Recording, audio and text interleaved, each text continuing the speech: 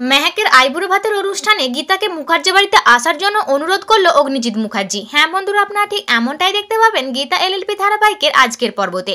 ভজন মিত্তির গীতাকে এসে বলে, তুই মেন চালটা কি চালছিস গীতা, মানে কিভাবে জিততে চাইছিস, আমাকে সবটা খুলে বল। তখন গীতা বলে, আস্তে আস্তে অগ্নিজিৎ মুখার্জির কাছ থেকে তুমি টাকা নিয়েছো, একটা ফ্ল্যাট নিয়েছো, একটা সুন্দরী ফুটফুটে মেয়ে তোমার বউ হতে চলেছে।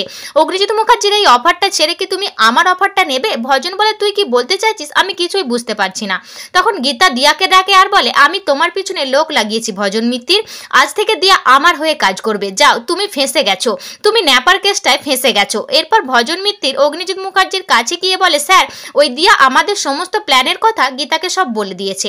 তখন অগ্নিজিৎ মুখার্জি বলে, তাহলে তো গীতা কোনো না কোনো চাল চালবেই যাতে কৃপান ব্যানার্জি খালাস না হয়, আর আমি উল্টো চাল দিচ্ছি, আর এখন দেখার বিষয় কে জেতে। তখন তানভি এসে বলে, তুমি জিতবে পাপা, তুমি মাথা উঁচু করে বাঁচবে, কোর্টে সবাই তোমাকে স্যালুট করবে, ওই গীতা কিচ্ছু করতে পারবে না। ভজন মিত্তির বলে, কিন্তু কিভাবে? তখন তানভি মেহেককে সাজিয়ে অগ্নিজিৎ মুখার্জির সামনে আনে আর বলে, আজকে মেহেকের আইবুড়ো ভাত না, ও খুব সুন্দর করে গুছিয়ে ওকে খাওয়ানো হবে, আর ওকে পরিবেশন করবে এই অ্যাডভোকেট গীতা এলএলবি। এরপর তানভীর কথা মতো মেহেক গীতাকে ফোন করে বলে, আজকে আমার আইবুড়ো ভাত, তুমি এখানে আসবে আর আমাকে একটা পদ রান্না করে খাওয়াবে, আমার এই আবদারটা তোমাকে রাখতেই হবে। আমি সব সময় তোমার পাশে থেকেছি গীতা বৌদি, আর তুমি আমার সুখের দিনে আমার হাত ছেড়ে দেবে?